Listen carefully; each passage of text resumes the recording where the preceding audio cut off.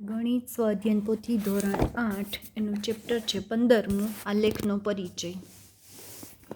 એનો પ્રશ્ન છે પહેલો, નિશ્ચિત સમયગાળામાં સમય સાથે માહિતીમાં થતો ફેરફાર, સતત ફેરફાર દર્શાવતો આલેખ એટલે રેખીય આલેખ. આ રીતના જાય ને એટલે રેખીય આલેખ. એક્સનો નિર્દેશાંક કયો છે? હવે જો અહીંયા એક્સ આવ્યું ને ટપકું છે એટલે અહીંથી આમ કરો ઊભી લીટી અને અહીંથી આમ કરો એટલે એક્સ 3 છે અને વાય 2 એટલે 3, 2. એક્સ અક્ષ પર આવતું બિંદુ, ધારો કે કોઈ પણ એક્સ અક્ષ ઉપર જ બિંદુ લેવું હોય ને તો આને 1, 0 કહેવાય અને 2, 0 કહેવાય. એટલે એક્સ અક્ષ ઉપર આવતું બિંદુ 0, 0. અહીંયા એક્સ અક્ષ ઉપર આવતું બિંદુ 0, 0. અહીંયા એક્સ અક્ષથી, એકનો મતલબ થાય કે એક્સ અક્ષથી અહીં એક અંતર દૂર, એક્સ અક્ષથી 3 એકમ દૂર એટલે આ એક્સ અક્ષ છે, ત્યાંથી 3 એકમ દૂર એટલે અહીંયા, અને એક્સ અક્ષથી 3 એકમ દૂર એટલે આ એક્સ અક્ષ કહેવાય, એના 3 એકમ દૂર એટલે આમ 3 એકમ દૂર હોય. આ વાય અક્ષથી દૂર છે, વાય અક્ષથી 6 એકમ દૂર, આ વાય અક્ષ છે, એનાથી 6 એકમ દૂર એટલે આમ, એટલે આ બિંદુ કહેવાય. વાય અક્ષથી 6 એકમ દૂર એટલે આ બિંદુ. એટલે એક્સ 6 થાય અને વાય 3 થાય. એક્સ 6 અને વાય 3. જો અહીંયા મેં સમજાવેલું છે કે એક્સ અક્ષથી વાય અક્ષથી 6 એકમ દૂર એટલે આ વાય અક્ષ, એનાથી 6 એકમ દૂર જાવ એટલે અહીંયા આવે બિંદુ, બરાબર. અને એક્સ અક્ષથી આ એક્સ અક્ષ છે, એનાથી 3 એકમ દૂર એટલે આ 3 વાય ઉપર આવે અને આ એક્સ ઉપર આવે એટલે આ 6, 3. એક્સ અક્ષ પરના દરેક બિંદુનું સ્વરૂપ કેવું હોય? એક્સ અક્ષ ઉપર દરેક બિંદુ હોય ને એ એક્સ હોય અને વાય 0 હોય. ઉદ્ગમ બિંદુમાં તો કે 0, 0. આલેખપત્ર પર એક બિંદુ દર્શાવવા કુલ 2 નિર્દેશાંકોની જરૂર પડે. કેમ 0, 0 છે એમ? એક્સ નિર્દેશાંક 0 અને વાય શૂન્યતર એટલે શૂન્ય સિવાયની સંખ્યા હોય તો તે બિંદુ વાય અક્ષ ઉપર મળે. એક્સ 0 છે એટલે એ બિંદુ વાય અક્ષ ઉપર મળે છે. આ રીતના એક્સ અક્ષ 0 હોય અને વાય કોઈ પણ એક સંખ્યા હોય એટલે 0, વાય, બિંદુ વાય અક્ષ ઉપર મળે. ગ્રાફ પેપર પર નિર્દેશાંકની મદદથી બિંદુને દર્શાવવાની રીતને બિંદુનું નિરૂપણ કહે છે. કોઈ પણ બિંદુનું વાય અક્ષથી અંતર, કોઈ પણ બિંદુ છે એનું આ વાય અક્ષ છે એનાથી અંતર બતાવવું હોય તો એ જુઓ, આ વાય અક્ષ છે એનાથી દૂર એક અંતર દર્શાવો તો એ બિંદુ ક્યાં હોય? એક્સ અક્ષ ઉપર આવે ને. વાય અક્ષથી અંતર બિંદુ એક્સ અક્ષ ઉપર આવે અને વાય 0 આવે એટલે એક્સ 0 એટલે એક્સ નિર્દેશાંક હોય. એક્સ અક્ષ પરના કોઈ પણ બિંદુનો એક્સ નિર્દેશાંક વાય અક્ષ પરનું એટલે વાય અક્ષ ઉપર કોઈ પણ બિંદુ હોય ને અહીંયા તો ત્યાં એક્સ 0 હોય. વાય અક્ષથી દૂર હોય ને તો એક્સ નિર્દેશાંક થાય, પણ વાય અક્ષ પરનું બિંદુ 0. હવે આમાં વાય શું છે તો કે 4, આમાં 4 શું છે તો કે આ પહેલું છે એક્સ ને બીજું વાય કહેવાય એટલે એક્સ. જે બિંદુનું એક્સ નિર્દેશાંક 5 હોય અને વાય 4 હોય તો 5, 4. બંને અક્ષના છેદ બિંદુને ઉદ્ગમ બિંદુ કહે એ પણ છેલ્લું. અહીં એક્સ નિર્દેશાંક લખો સાવ સહેલું, પહેલું હોય એક્સ અને બીજું હોય વાય. આમાં પહેલું એક્સ અને બીજું વાય, આમાં પહેલું એક્સ અને બીજું વાય. હવે અહીં બે જુદી જુદી કસોટીમાં શૂન્ય 10માંથી મેળવેલ ગુણનો આલેખ નીચે મુજબ પેલો છે, તે પરથી પ્રશ્નોના જવાબ આપો. જો અહીંયા ટેસ્ટ આપેલી છે એમાં ટપકા ટપકાવાળી ટેસ્ટ છે એ ટેસ્ટ 2 અને લીટાવાળી ટેસ્ટ છે એ ટેસ્ટ 1ના માર્ક છે. હવે કસોટી 1, કસોટી 1ના માર્ક કેટલા છે તો કે જો અહીંયા 7, એનો સરવાળો મેં લખ્યો કસોટી 1ના માર્કનો. આ અંગ્રેજી, હિન્દી, ગણિત, સાયન્સ અને સોશિયલ સાયન્સ. તો અહીંયા હવે અહીંયા જુઓ તમે કે આ છે 7 એટલે મેં 7 લખ્યા. બીજા નંબરમાં છે 8, પછી 10, આ પછી 7 અહીંયા ને પછી આ 5. એ બધાનો સરવાળો કસોટી 1નો સરવાળો 37 કરી નાખ્યો. એવી રીતના કસોટી આ 2 આપેલી છે એના ટપકા પર 6 ને 6 ને એવી રીતના 8 ને 9 ને 8 ને એનો સરવાળો કર્યો તો કે 37 એવો બેયના સરવાળો 37 આવે છે બેય ટેસ્ટનો. હવે પ્રશ્નના જવાબ આપો. બંને અક્ષ પર કઈ માહિતી દર્શાવેલી છે? એક્સ અક્ષ ઉપર વિષય દર્શાવેલા છે, વાય અક્ષ ઉપર ગુણ દર્શાવેલા છે. હવે પ્રશ્ન પહેલો, કસોટી 1ના કયા વિષયમાં તેણે સૌથી વધુ ગુણ મેળવ્યા? કસોટી 1ના કયા વિષયમાં તેણે સૌથી વધુ ગુણ મેળવ્યા? કસોટી 1 એમાં તો કે આ સૌથી વધારે મેથ્સનું ઊંચું ટપકું છે એટલે ગણિતમાં. કસોટી 2ના કયા વિષયમાં તેણે સૌથી ઓછા ગુણ મેળવ્યા? કસોટી 2માં કયા વિષયમાં તેણે સૌથી ઓછા ગુણ મેળવ્યા? કસોટી 2માં આ છે સૌથી ઓછા. કસોટી 2માં કયા વિષયમાં? તો કે અંગ્રેજી અને હિન્દીમાં પણ 6 જ ગુણ છે. સૌથી ઓછા ગુણ અંગ્રેજી ને હિન્દી બેય આવી શકે કસોટી 2 માટે. બંને કસોટીમાં કયા વિષયમાં તેણે સરખા ગુણ મેળવ્યા? બંને કસોટીમાં સરખા ગુણ હોય એવા તો કે હિન્દી અને ગણિત. હિન્દી ક્યાં ગયું આર્યું અને ગણિત. આ બેય કસોટીના ટપકા, બેયમાં 8-8 ગુણ છે. બરાબર, હિન્દીમાં ને આમાં ગણિતમાં. કસોટી 2માં અંગ્રેજી વિષયમાં તેણે કેટલા ગુણ મેળવ્યા? કસોટી 2 એટલે ટપકાવાળું, એમાં અંગ્રેજીમાં તેણે 6 ગુણ મેળવ્યા. કઈ કસોટીમાં તેનો દેખાવ સારો હતો? કસોટી 1 અને કસોટી 2 બેયના ગુણ સરખા છે એટલે બંને કસોટીમાં. કયા વિષય અને કઈ કસોટીમાં તેણે પૂરેપૂરા ગુણ મેળવ્યા? તો કે કસોટી 1માં ગણિતમાં 10, ગણિતમાં 10 માર્ક છે. કસોટી 1માં અને ગણિતમાં 10માંથી 10 એટલે ગણિતમાં.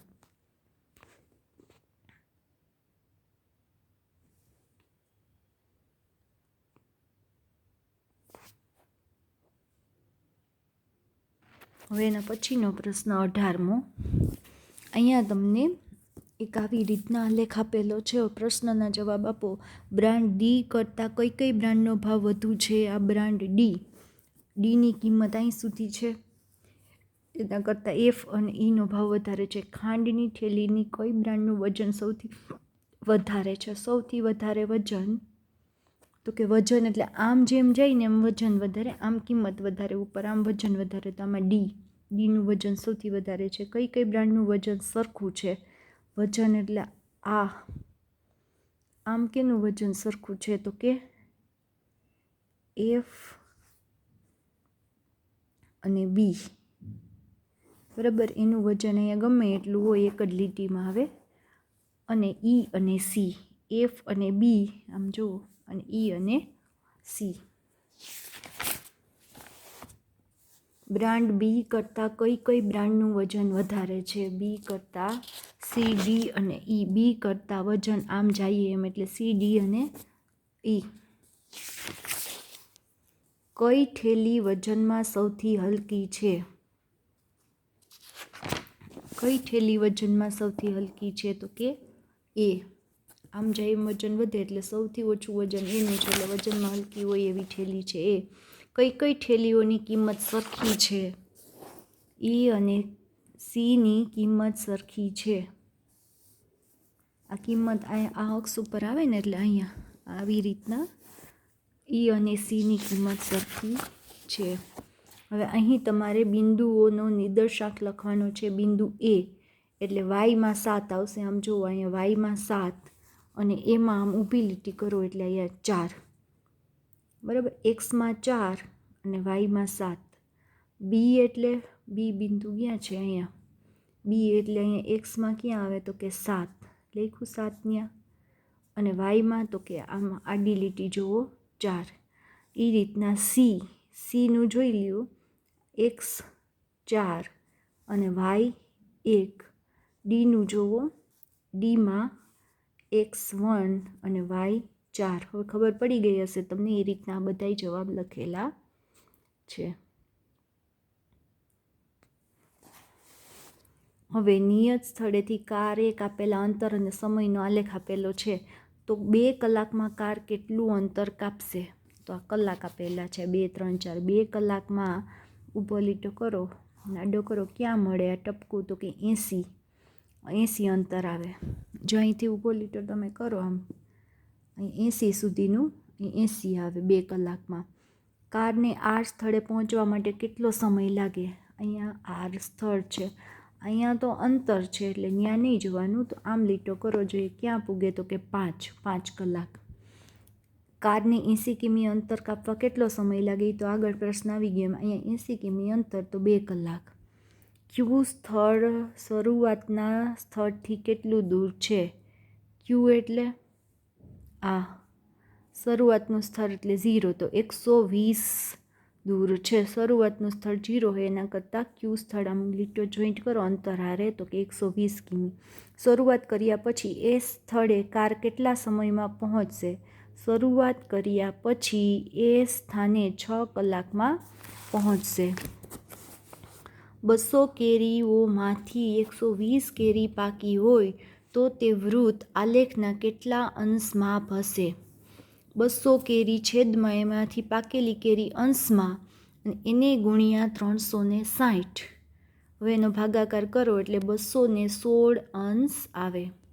નિર્દેશાંકને જોડતા કયા પ્રકારનો આલેખ બને? હવે આ તમે જોડો એટલે આ x ઉપર આ કંઈ ન આવે. આમાં જો x ઉપર 1, આમાં x ઉપર 2, અહીંયા 3 અને 4, એટલે x ઉપર 1, 2, 3 અને 4 ટપકા. y ઉપર પણ 1, 2, 3 અને 4 ટપકા, એટલે y ઉપર પણ 1, 2, 3 અને 4 ટપકા. બરાબર. હવે એવી રીતના આ ટપકા છે ને, આને આડા ઊભા કરો ને તો આ નહીં આવે. એટલે આ છે આકૃતિ, અને મેં આડી અને ઊભી કરીને જોઈન્ટ કરી, તો 1, 1, 2, 2, 3, 3 ને 4, 4, એટલે એ જવાબ આવે. હવે 23મો, જે નિર્દેશાંક વર્ગમૂળમાં 9 એટલે 3 અને y નિર્દેશાંક વર્ગમૂળમાં 4 ઓછા 12 ઓછા 2, એટલે વર્ગમૂળમાં 4 એટલે 2 ઓછા 2, 0. એટલે આ શું થશે? 3 અને 0. 3 અને 0 એટલે x અને y. બરાબર. પેલું 3 અને બીજું 0, સીધું બતાવેલું જ છે. નિર્દેશાંકમાંથી પસાર થતી રેખા કયા અક્ષને સમાંતર છે? આ નિર્દેશાંક અને આમાંથી પસાર થતી રેખા, તો પહેલાં આ ક્યાં આવે? x અક્ષ અને y અક્ષ દોરો. અહીં 1, 2 અને 3, 1, 2, 3, 4 ને 5, કારણ કે yમાં 0 થી 5 સુધી છે. હવે પેલું 3 અને 0, એટલે x અક્ષ ઉપર 3 બિંદુ અને y અક્ષ 0 છે, એટલે બિંદુ x અક્ષ ઉપર આવેલું છે. yમાં જરાય અંતર હે નહીં. હવે આમાં 5, બીજું બિંદુ 3 અને 5, તો અહીંયા આની જ ઉપર 3, પણ અહીંયા 5 છે ત્યાં સુધી, એટલે 3 અને 5 અહીંયા બિંદુ આવે. એમાંથી હવે રેખા પસાર કરો એટલે એ કેને સમાંતર થાય? આ રેખા પસાર કરી એ y અક્ષને સમાંતર થાય. ઉગમ બિંદુમાંથી પસાર ન થાય તે માટેના 2 નિર્દેશાંકથી બનતી રેખા માટેના નિર્દેશાંકો જણાવો. ઉગમ બિંદુ હોય એમાંથી પસાર ન થાય તે માટે, આમાંથી ઉગમ બિંદુમાંથી પસાર નથી થતી, તે માટેના 2 નિર્દેશાંકથી બનતી, એટલે કે આ કેમ છે? 2 નિર્દેશાંકમાંથી બનતી રેખા માટેના નિર્દેશાંક જણાવો. ધારો કે તમે 3, 5 લખી શકો, અથવા તો 9, 2 લખી શકો, પણ ઉગમ બિંદુમાંથી પસાર નથી થતી, એટલે અહીંયા ગમે ત્યાં તમે એક રેખા અંતર લઈને દોરી શકો. બરાબર. હવે અહીં આપેલ આલેખમાં કયો મૂળાક્ષર 0, 3 દર્શાવે છે? તો અહીંયા જુઓ, મેં એક એક બિંદુના નિર્દેશાંક લખી નાખ્યા. અહીંયા તમને દેખાય છે P, તો મેં Pનું લખી નાખ્યું. P x અક્ષ ઉપર છે ને, એટલે 3 અને yનું 0 થાય ને x અક્ષ ઉપર બિંદુ આપેલું છે એટલે. હવે S, તો S એટલે x અક્ષ આ 3ની ઉપરની લાઈનમાં આવે, એટલે S x0, અને આમ જવા દો તો ત્યાં 3 છે, 3, 3. હવે R, તો R x અક્ષ ઉપર 0 આવે અને y અક્ષ ઉપર 3 આવે, તો R બિંદુ 0, 3 દર્શાવે છે. બિંદુ 3, 4નું અંતર. બિંદુ 3 અને 4નું અંતર શું થશે? તો કે બિંદુ 3, 4નું અંતર તો આ પેલા બિંદુ દર્શાવી દઈએ. ક્યાં આવે તો કે અહીંયા એક્સ અક્ષ ઉપર, એક્સ અક્ષથી અહીંયા 3 આવે ને ત્યાં, અને વાય ક્યાં છે ત્યાં સુધી. 1 2 3 લખો, 1 2 3 4 વાય લખો. હવે બેયને જોડો, 3 અને 4 ને, એક્સના 3 ને વાયના 4 ને લીટો કરીને જોડો એટલે અહીંયા આવે. હવે એમ કીધું છે કે આ એક્સ અક્ષથી કેટલું દૂર છે આ બિંદુ, તો કે 3. બરાબર, એક્સ અક્ષથી 3 દૂર છે. એક્સ અક્ષથી આ બિંદુ છે એ અંતર. હવે જુઓ, આ ઊભો લીટો કેટલી ઊંચાઈનો છે તો કે 4. આમ આપો એટલે 4 થાય. અહીં સુધીનો દોર્યો ને, તો આ લીટો એક્સ અક્ષથી આ બિંદુ 4 દૂર છે. અને વાય અક્ષથી તો કે આ અંતર કેટલું છે તો કે અહીં 3 સુધીનું, એટલે વાય અક્ષથી 3 દૂર છે. આલેખમાં આડી અને ઊભી રેખાને, આડી રેખાને એક્સ અક્ષને, ઊભી રેખાને વાય અક્ષ કહેવાય. વાય નિર્દેશાંક 0 હોય, વાય 0 હોય તેવા બિંદુ એક્સ અક્ષ ઉપર હોય. બિંદુ 5 અને 2નું એક્સ અક્ષથી અંતર, એક્સ અક્ષથી અંતર એટલે વાય બિંદુ કહેવાય હકીકતમાં.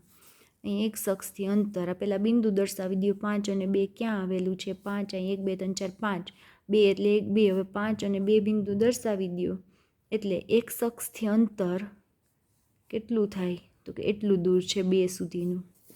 એક્સ અક્ષથી અંતર વાય જેટલું હોય, એમ યાદ રાખો ને. હવે અહીં તમને પ્રશ્નના જવાબ આપવાનું કીધું છે. સવારે 8 વાગ્યે કેટલું તાપમાન છે? આ 8 વાગ્યાનો સમય છે અને આ તાપમાન છે એ ટપકા છે. તો 8 વાગ્યે અહીંયા ટપકાનું જુઓ કેટલું છે તો કે 7. બરાબર, અહીં 6 અને 8ની વચ્ચે આ ટપકું આવે છે એટલે 7. કયા સમયે તાપમાન 2 અંશ સેલ્સિયસ છે? તાપમાન જુઓ, 2 છે, 2 અંશ સેલ્સિયસ. તો અહીંયા ઊભો લીટો દોરો ને એમાં કેની આરે મળે, કયા સમય આરે મળે તો કે 5 આરે. 5 નથી, સોરી. કયા સમયે તાપમાન 2 અંશ સેલ્સિયસ છે? અહીંયા છે બિંદુ, એટલે 6 AM.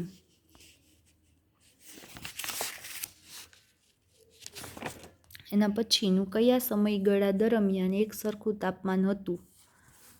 આ તાપમાન છે ને, તાપમાન 7. અહીંયા તાપમાન 7, તો 8 અને 9, 8 થી 9.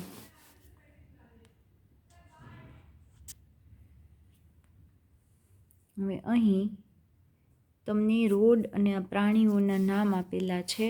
તો હવે જવાબ આપો. પ્રાણી સંગ્રહાલયમાં ડી અને એફ અને સી અને ડી કયા પ્રાણીઓના સ્થાન દર્શાવે છે? ડી અને એફ, તો કે ડી એફ સુધી લઈ જાઓ. ડીનો ઊભો લીટો કરો અને વાયમાં એફનો ઊભો લીટો કરો. ડી અને એફને જોઈન્ટ કરો તો વાંદરા, ડી અને એફ વાંદરા. સી અને ડી, તો સીનો ઊભો લીટો કરો અને સ્મોલ ડીનો ઊભો લીટો જોઈન્ટ કરો તો હાથી. કેન્ટીનનું સ્થાન જણાવો.